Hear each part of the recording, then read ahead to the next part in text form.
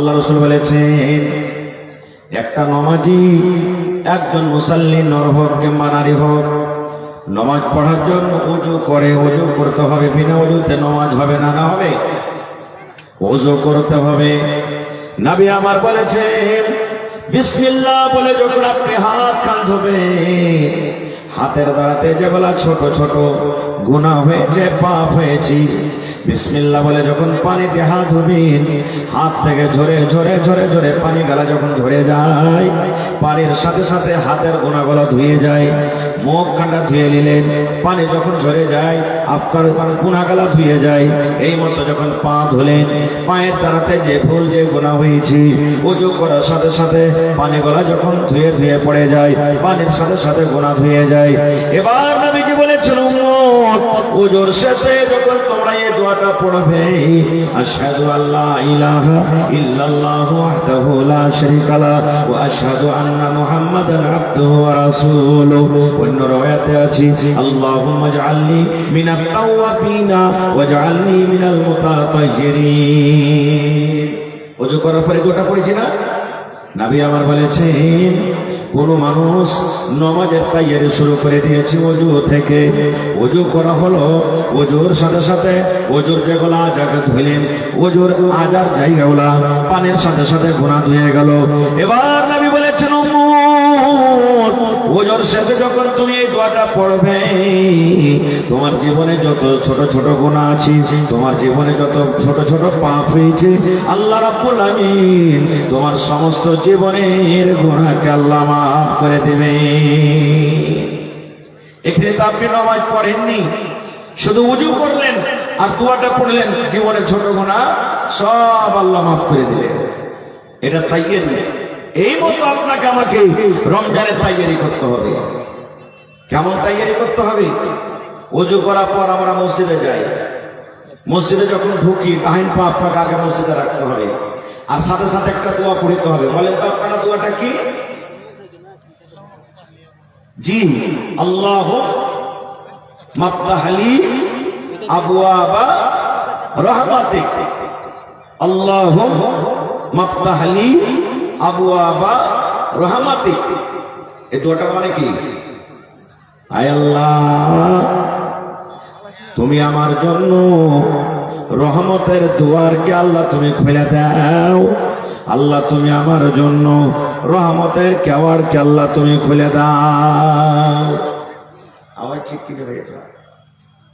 আয় আল্লাহ, তুমি আমার জন্য রহমতের দুয়ার, রহমতের কেওয়াড়কে আল্লাহ তুমি খুলে দাও। সব কথা আমি বলবো না, একটা কথা বলবো। যারা আরবি জানছেন তারা জানেন, এখানে আবওয়াব রাসূল বলেছেন মানে মেলায় দরওয়াজা। মসজিদে যখন ঢুকছেন, বাবুন মানে দরওয়াজা, ওয়ার জামা হলো আবওয়াব। আল্লাহ তুমি আমার জন্য অনেক অনেক রহমতের দরওয়াজা তুমি খুলে দাও। কথাটার মানে হলো কি?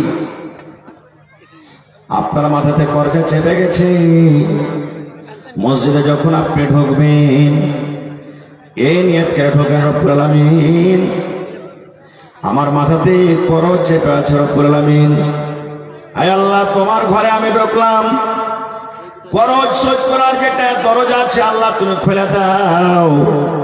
আয় আল্লাহ আমার বেটি সাবালিকা হয়েছে, বিয়ে দেওয়ার আমার ক্ষমতা নাই, রব্বুল আলামিন আমার মেয়ের যেন আমি বিবাহ দিতে পারি, আমার বেটির যেন আমি বিবাহ দিতে পারি। আল্লাহ ওই রহমতের দরজা তুমি আমার জন্য খুলে দাও। আল্লাহ টাকার ব্যবস্থা তুমি করে দাও। হে রব্বুল আলামিন আমার দ্বারাতে জীবনে কত গুনাহ হয়েছে, কত পাপ হয়েছে, আল্লাহ তোমার দরওয়াজাতে আমি ঢুকে গেলাম, আল্লাহ তোমার ঘরে ঢুকলাম, আল্লাহ তুমি আমার জন্য ওই দরওয়াজাকে খুলে দাও যে রহমতের যে দরওয়াজা খুলতে গেলে আল্লাহ আমার জীবনের গুনাহ মাফ হয়ে যাবে। আল্লাহ ওই দুয়ার তুমি আমার জন্য খুলে দাও। যে মাকসাদ আপনি মসজিদে ঢুকলেন, আল্লাহর কাছে নিয়ত করেন, আল্লাহর কাছে কোনো জিনিসের কমি নাই, আল্লাহ তাবারক ওয়া তাআলা আপনার রাস্তাকে আসান করে দেবে। এর মানে হলো কি? আল্লাহ তুমি রহমতের দুয়ারকে তুমি আমার জন্য খুলে দাও। নবীর হাদিস, যতক্ষণ পর্যন্ত জামাত না চলবে, যতক্ষণ পর্যন্ত আপনি মসজিদে বসে থাকবেন বা ওযুর সাথে, আপনি যদি পয়সাও থাকেন তো নমাজের হালাতে আপনি আছেন, পড়ে আলহামদুলিল্লাহ। নমাজের হালাতেই নমাজ পড়ে গেলে কি হয়, আল্লাহ তাআলা আপনার কত ঘরে লিখে দেবে। কত তাইয়ারের সাথে মসজিদে গিয়েছেন। এই মতো রমজান যখন আপনার চলে আসছে, আমার আসছি, আমরা কেন তাইয়ারি করতে পারি না ভাই? কেন তাইয়ারি করতে পারি না? কত ভাই তাইয়ারি কি করেন জানেন? রোজা যেমনি শুরু হয়ে গেল, ও ডাক্তার বাড়ি চলে যাবে। ডাক্তার বাড়ি যাওয়ার পর 200-500 টাকার ওষুধ কিনবে, আর কেনা পর তখন রমজান মাসে বেমার পড়ে গেল। লোকেরা জিজ্ঞাসা করবে, হারে ভাই রোজা করিস না? আর কইও না মৌলভী সাহেব, গ্যাসে পেরেশান করে দিলে, অতি পেরেশান করে দিলে, কোমরে ব্যথা, মাথায় ব্যথা, মানে দুনিয়ার যত বেমার সব চলে এলো রোজা মাসে। আর যেমনি রমজান পার হয়ে গেল, একবারে মাস্ট আইড়ে সাড়ে ঘুরে বেরোবে, তখন 4-5 টাকা একটা হিলিয়ে দিবে, বুকে থাবা মারবে, একটু হাইলে খালি ঝগড়া হয়, আয় কোন মারলাল আছে তোকে দেখ খেয়েছি, তখন আর কেউ পারবে না। কত মানুষ এমন আছে আল্লাহকে দেখে ডরাই না, তো মানুষকে দেখে ডরিয়ে কি করবো? হ্যাঁ বলে কি বলে না ভাই? হায় রে আল্লাহ, কত ভাগা মানুষ। আজকে আমরা দিন থেকে দূরে চলে গেছি, আল্লাহ এবং আল্লাহ রাসূলকে ভুলে গেছি। এই জন্য তো আমাদের চতুর্দিক থেকে মুসিবত চলে আসছে। আমরা মুসিবতের কাঠ ঘোরাতে আমরা দাঁড় হয়ে গেছি। বিভিন্ন রকমের জুলুম অত্যাচার হয়েছে আমাদের প্রতি, কিন্তু আমরা এখনো বুঝতে পারি না মুসলমান ভাই আমার। তাহলে আল্লাহ তাবারক ওয়া তাআলা এই রোজার মাসটাকে আমাদের জন্য ফরজ করে দিয়েছে। কেমন ফরজ করেছেন? আল্লাহ তাআলা কোরআনে বলছেন, ইয়া আইয়ুহাল্লাযীনা আমানু, হে ঈমানদার বান্দা বান্দী তোমরা শুনে নাও, হে ঈমানদার বান্দা বান্দী তোমরা শোনো, কুতিবা আলাইকুমুস সিয়াম, আল্লাহ বলেন তোমাদের প্রতি রোজাকে ফরজ করে দেওয়া হয়েছে। তারপরে আল্লাহ বলেন, কামা কুতিবা আলাল্লাযীনা মিন ক্বাবলিকুম, যেমন ফরজ তোমাদের প্রতি, যেমন আল্লাহ তাআলা বলেন রোজাকে তোমাদের প্রতি ফরজ করে দেওয়া হয়েছে। শুধু তোমরা এটা চিন্তা ভাবনা করো না যে আল্লাহ এটা আমাদের প্রতি বোঝা চাপিয়ে দিয়েছেন।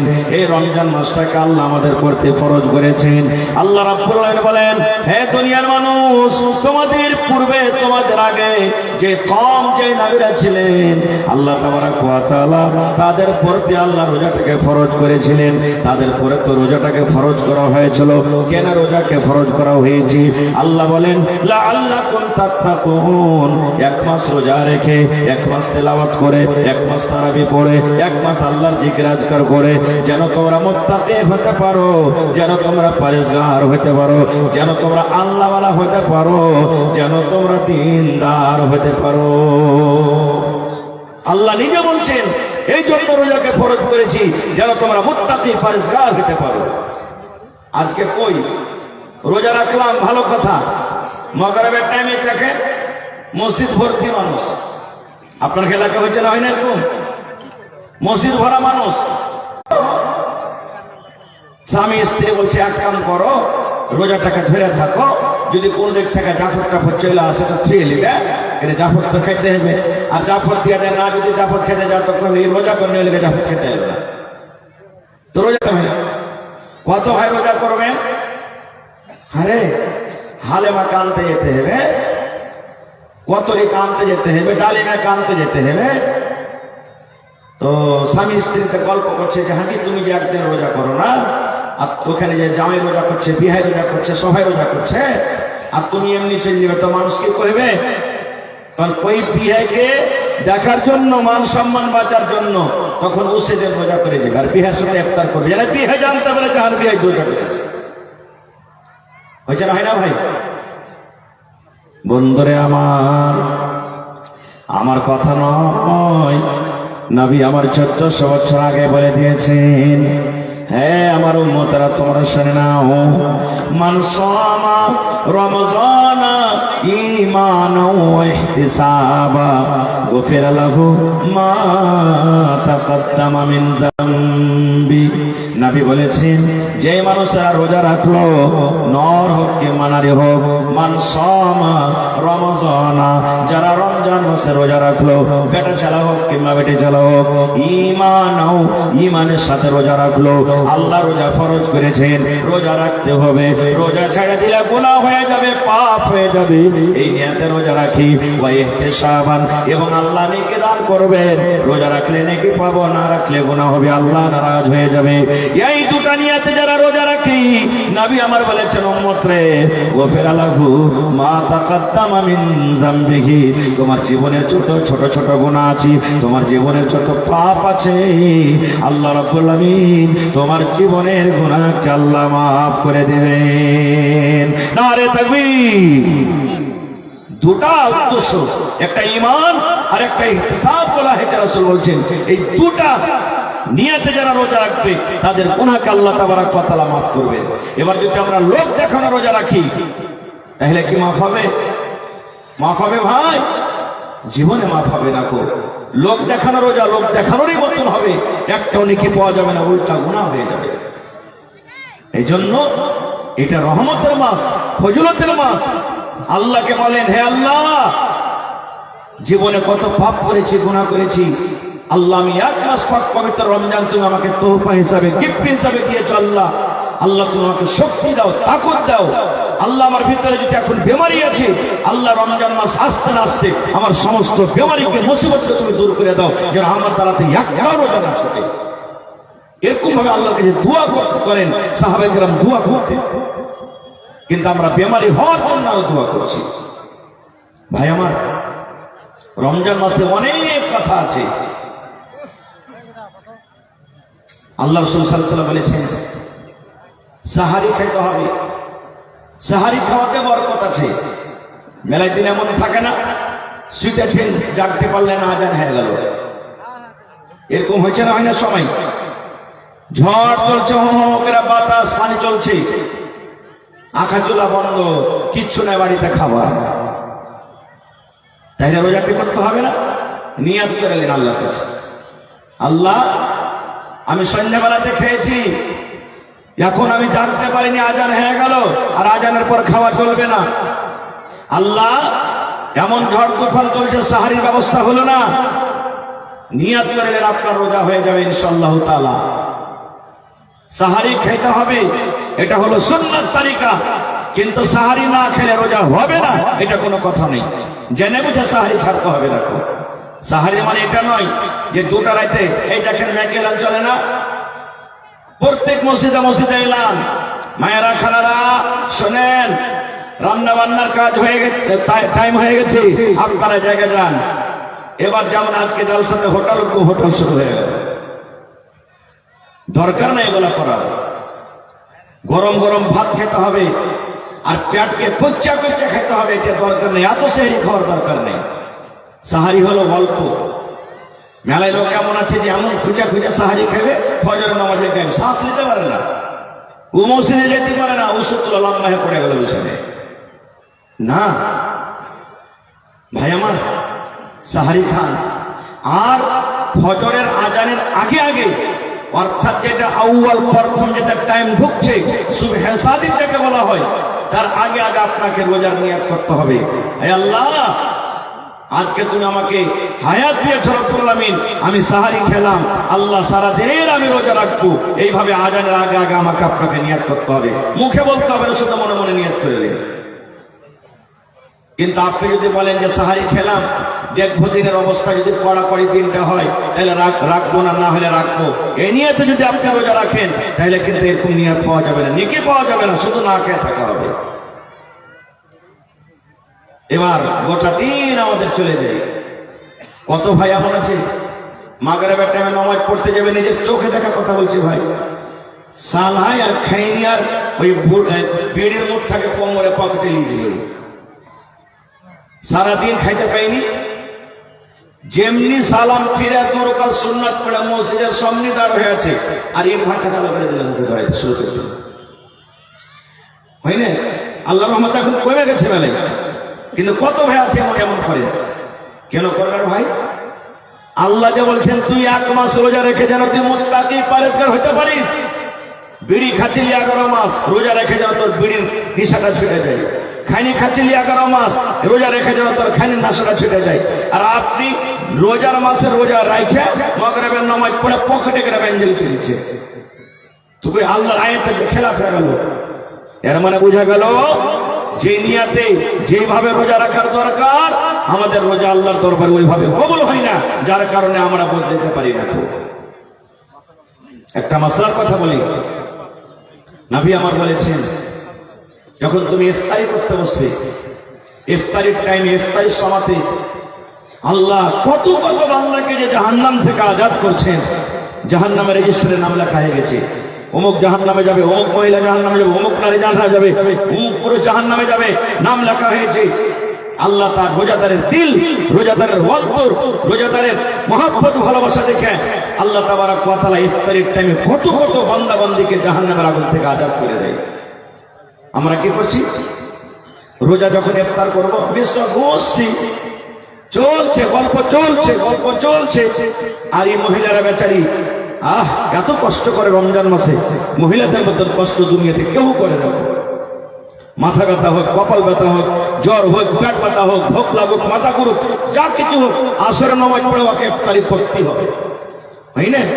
আমরা যদি চলতে ফিরতে না পারি তো 1-2 ঘন্টা আমরা আরাম করতে চলে যাই, কিন্তু মায়েরা খাওয়া করে না। ফজরের টাইমে এলে 2টা রাতে উঠবে আর 4:30 পর্যন্ত খাওয়া চলবে। আর আমরা লাট সাহেব কি করবো?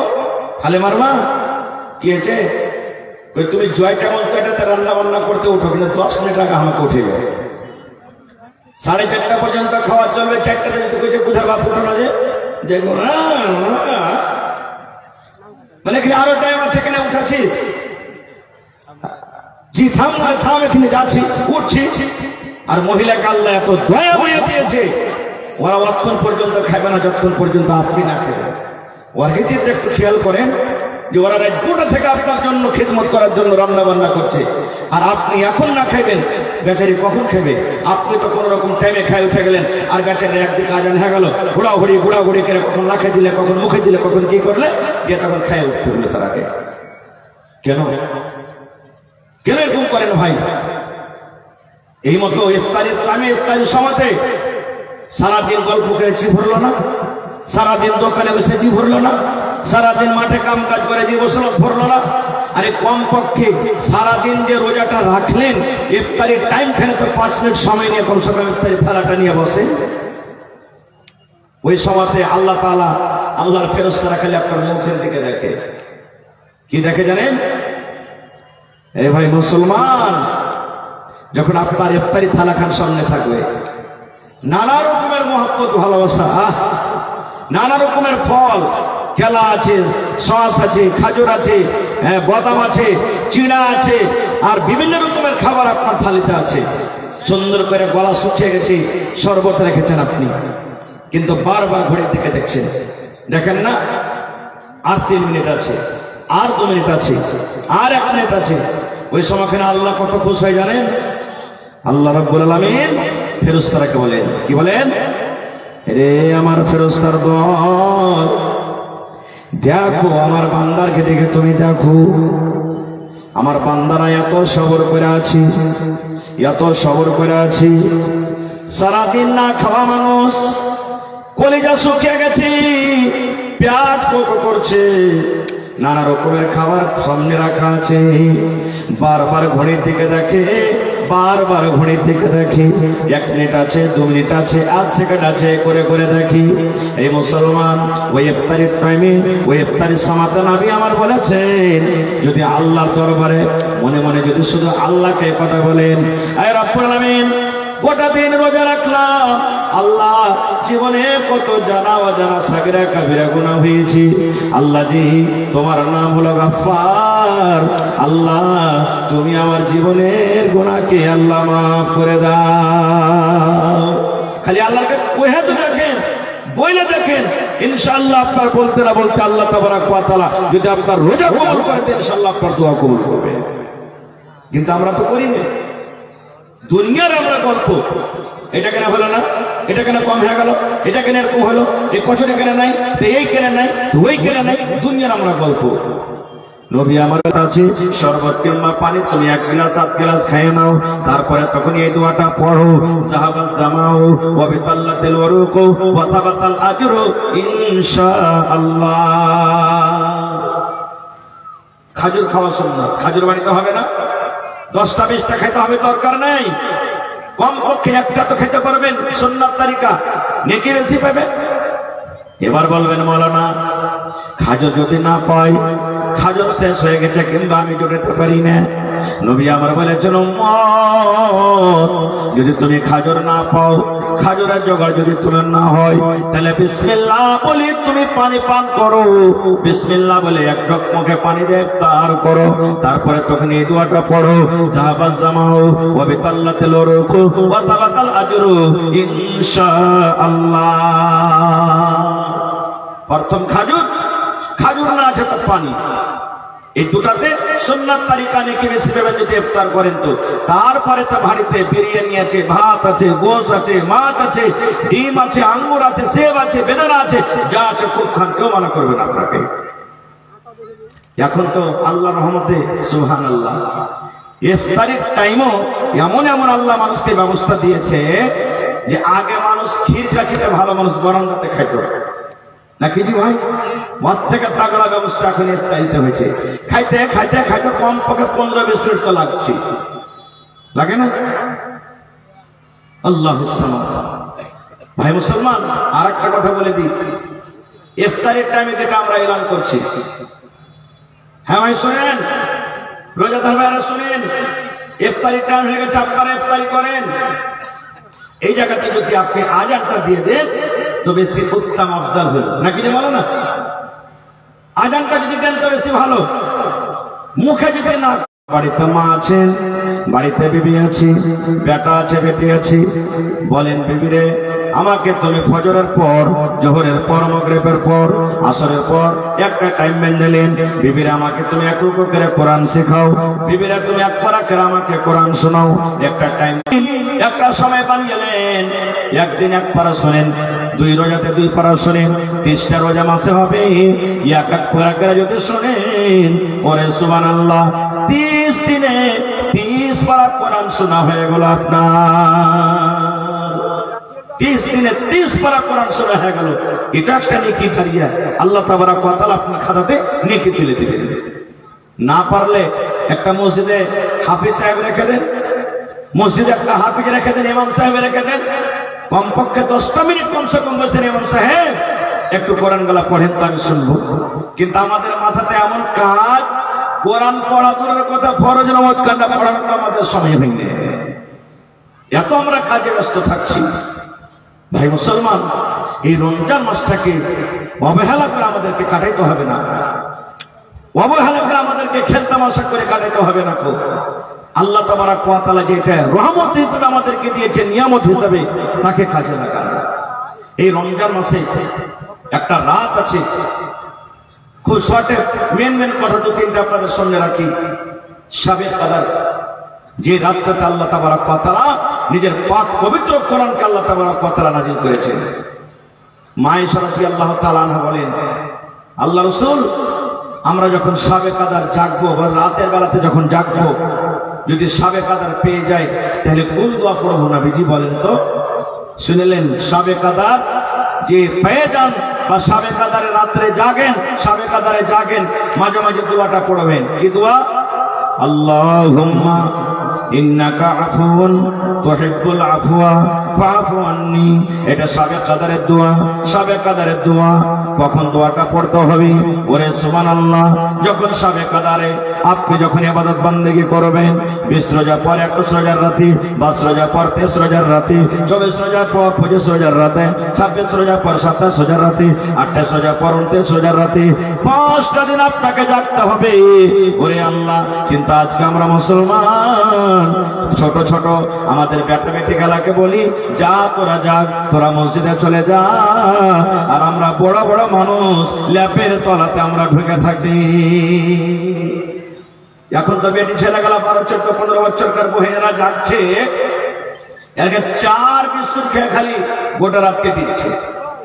যেদিন জাগবে জোহরের টাইম থেকে 15-20 জনের একটা টিম বেড়ে গেল, কেউ 1 পকেট বিস্কুট, কেউ 2 পকেট, এসার একটা মশলে যাবে তো 1 পকেট বিস্কুটে ভর্তি হয়ে গেছে। এত করে চিল্লাবে, 15 বার করে খালি চা খেবে। আফসোস, ওই জায়গাতে যদি আমার বহিনেরা, নানীরা, দাদিরা তাদের সাথে থাকে, ওই জায়গাতে যদি আপনাদের মতন মুরব্বী মানুষরা থাকে, বলবেন আমাদের গুনাহ নাই জীবনে? সাহাবায়ে কেরাম থেকে কি আমরা নেককারের তারকে পার ধরা তো আমরা নাই? সাহাবায়ে কেরাম রাত রাত থাকতেন আল্লাহুস সামাদ, শুধু নেকি খুঁজে বেড়াতেন যে কোন কাজটা করবো যে আমাদের জন্য নেকি হবে। আর আজকে আমরা এত বড় ফজিলত, এত বড় নেকি থেকে আমরা মাহরুম হয়ে থাকছি। সুবহানাল্লাহ। যে রাতে শাবে কাদর হবে, সেই রাতে আল্লাহ তাবারক ওয়া তাআলার ফেরেশতারা আল্লাহর জমিনে চলে আসবেন। মনে হয় একটাও কোনো এমন জায়গা ফাঁকা নাই যে জায়গাতে ফেরেশতারা নাই। সেই রাতে আল্লাহর দরবারে দোয়া করবেন, কাঁদবেন, চাইবেন। আল্লাহ তাবারক ওয়া তাআলা আপনার মনের কামনাকে আল্লাহ পূরণ করবেন। যদি আপনার দোয়া আল্লাহর দরবারে কবুল হয়ে যায়, তাহলে আপনার নসিব চমকে গেল, ফেটে গেল আপনার নসিব। কিন্তু আমরা কি করতে পারছি? কত মা, কত ভাই এমন আছেন জানেন, 8টা 10টা বড় বড় বেটা, রোজা করতে গেলে তো কাম হবে কম, বেটারাকে লুকিয়ে লুকিয়ে বাড়িতে খাইয়ে দেয়। আর তে বলে, আরে যা যা, আমি চল যা, রোজা করে কি পাবি? কাম করবি তো ছেলে মেয়ে সুখে শান্তিতে খাবে। ওই মা, ওই গার্জিয়ানকে বলবো, কেন এরকম ভাবে আপনি পাপ নিচ্ছেন? কে মা, গার্জিয়ানকে তো উচিত, এটা শুন, আল্লাহ 12 মাসের মধ্যে 1 মাস রমজান দিয়েছে। 11 মাস খুব খাটলি, খালি, কামালি, ধান্দা করলি, বেটা 1 মাস তোকে বাইরে যেতে হবে না, বাড়িতে থাকবি। 1 মাস ভালোভাবে রোজাটা রাখ, টাইমে টাইমে নামাজ পড়, ইবাদত বন্দেগী কর, আল্লাহর কাছে চাহা, কান কাট। আপনাকে এভাবে বলা উচিত।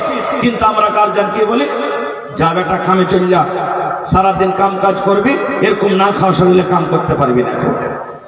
হায়রে আফসোস, আমরা কোথায় চলে গেছি মুসলমান? কেন আমরা এত শরীয়ত থেকে দূরে চলে গেলাম, দিন থেকে দূরে চলে গেলাম? আমরা কখন শুধরিব ভাই? মরার পর যেদিন আমার আপনার মালাকুল মউত জানটাকে নিয়ে চলে যাবে, সেদিন তো কোনো কাজ দিবে না, কোনো লাভ হবে না।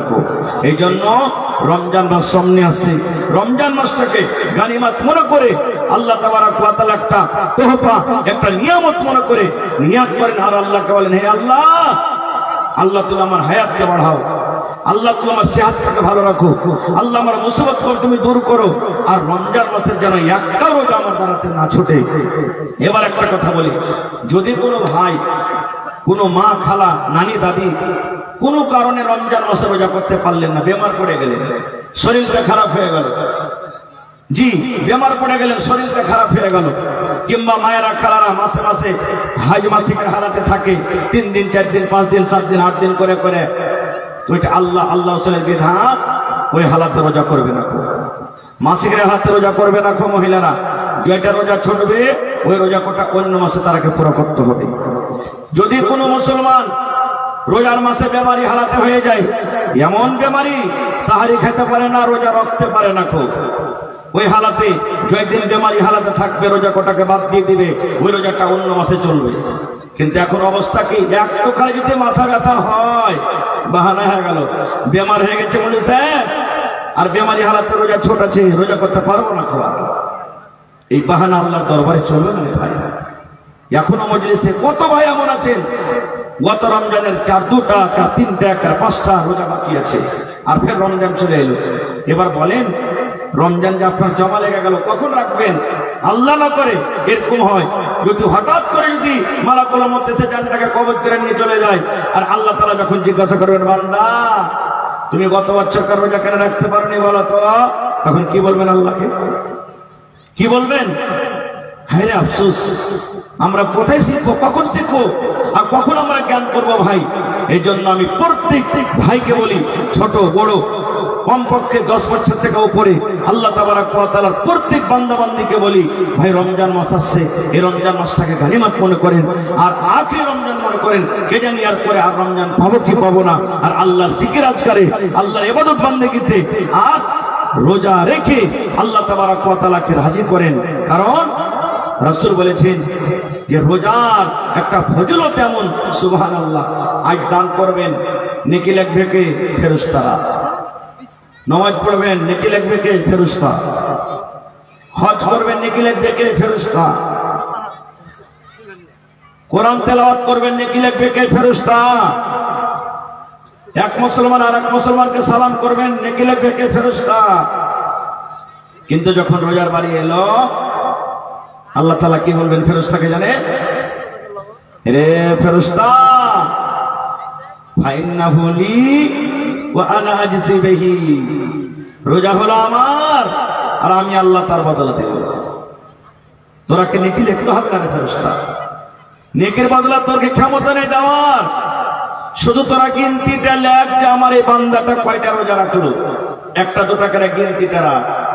এবার যখন বদলা দেওয়ার কাম আসবে, সময় আসবে, আল্লাহ বলছেন নামাজের তোরা বদলা দিয়ে দে, তিলাওয়াতের তোরা নেকি দিয়ে দে, দান খেরাতের নেকি দিয়ে দে, হজের নেকি দিয়ে দে ফেরেশতা। কিন্তু যখন রোজার ব্যাপারে আসছে, সুবহানাল্লাহ, এটা হাদিসে কুদসি আল্লাহ বলছেন আস-সাওমু লি, রোজা হলো আমার, ওয়া আনা আজজি বিহি, আমি আল্লাহ তাবারক ওয়া তাআলা তার বদলা দেব। সুবহানাল্লাহ। আল্লাহ কি বদলা দিবেন জানেন? আল্লাহ জানেন কি বদলা দিবেন। কিয়ামতের দিন আল্লাহ তাআলা মানুষকে এরকম ভাবে ধরবেন আর বলবেন এই লো বান্দা। আল্লাহুস সামাদ। তাহলে এত বড় ফজিলত থেকে আমরা কেন মাহরুম থাকবো ভাই? ভাইরে, এবার দ্বিতীয় পয়েন্ট, আমি আপনাদের সামনে একটা হাদিস পড়েছি। নবী বলেছেন মান বানা লিল্লাহি মসজিদান বানাল্লাহু লাহু বাইতান ফিল জান্নাহ। নবী আমার বলেছেন আল্লাহ রাব্বুল আলামিনকে রাজি করার জন্য, আল্লাহকে খুশি করার জন্য আল্লাহর ইবাদতখানা মসজিদ যারা নির্মাণ করবে, আল্লাহ তাবারক ওয়া তাআলা তার জন্য জান্নাতের ভিতরে ঘর বানিয়ে দিবে। ওরে আল্লাহ, কত বড় অফার দেখেন। দুনিয়াতে যদি আল্লাহর জন্য ঘর বানালেন, আল্লাহ তাআলা কিয়ামতের দিন আপনার জন্য ঘর জান্নাতে রেডি করে দেবেন। আর একটা হাদিস আছে, নবী আমার বলেছেন পাখির যে বাসা হয়, পাখি আমরা দেখি বাসা তৈরি করে নিজের থাকার জন্য ঘর তৈরি করে ছোট ছোট করে। নবী আমার বলেছেন পাখির বাসার সমান যদি ঘর বা জায়গা আল্লাহর ইবাদত বান্দেগী করার জন্য যদি মানুষেরা তৈরি করে, নবী আমার বলেছেন ওই বান্দা এবং বান্দের জন্য আল্লাহ রাব্বুল আলামিন জান্নাতের ভিতরে এখন ঘর বানিয়ে দেবে। এর মানে হলো আজকে আপনার মসজিদ নির্মাণ হয়, ধরেন 50 লক্ষ টাকা খরচ হবে, কোন একটা মানুষ দেওয়ার ক্ষমতা রাখে না, দিতে পারবে না। কেউ 10 টাকা দিবেন, কেউ 10,000 দিবেন, কেউ 50,000 দিবেন, কেউ 500 দিবেন, কেউ 1000 দিবেন, কেউ গম দিবেন, কেউ মাখানা দিবেন, কেউ ধান দিবেন, বিভিন্ন রকমের দান করবেন। আপনি যদি নিয়তটাকে ভালোভাবে আল্লাহকে রাজি করার জন্য, আল্লাহর ইবাদত করার জন্য আপনি শক্তি হিসাবে দান করেন, এই আমার ভাইয়েরা শুনেন, মায়েরা খালারা শুনেন, কিয়ামতের দিন প্রত্যেক মানুষের জন্য আল্লাহ রাব্বুল আলামিন জান্নাতে একখান করে ঘর বানিয়ে দিবেন। নারে তাকবীর, আল্লাহুস সামাদ। বাদশাহ শাহজাহান দিল্লির জামে মসজিদ বানাচ্ছেন, আপনারা জানছেন? বাদশাহ শাহজাহান দিল্লির জামে মসজিদ তৈরি করেছে। ওর ইতিহাসে একটা কথা লেখা আছে, সত্যকে মিথ্যা আল্লাহ জানছে। তবে আমি শুধু বলছি আপনাকে এই ফজিলতটা বয়ান করার জন্য, যে বাদশাহ শাহজাহান যখন জামে মসজিদ বানাতে শুরু করলো, তখন একটা মহিলা যে ভিক্ষা করে খায়, গরিব মানুষ, তখন 10 পয়সা 5 পয়সা চেরানা এগুলো চলতো।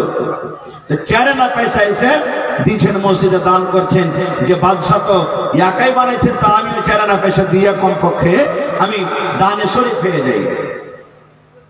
সুবহানাল্লাহ।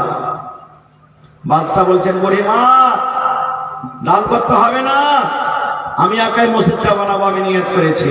বুড়ি বলছেন বাদশাহ আপনার তো সবই টাকা, আমার তো সামান্য চেরানা পয়সা, কি গায়ে আছে, আপনি নিয়ে এলেন। বাদশাহ স্বপন দেখছেন, ওরে আল্লাহ রাতের বেলাতে স্বপন দেখছেন দুখানা একে সমান জান্নাতের ভিতরে ঘর, একই ডিজাইন, একই রকম ঘর।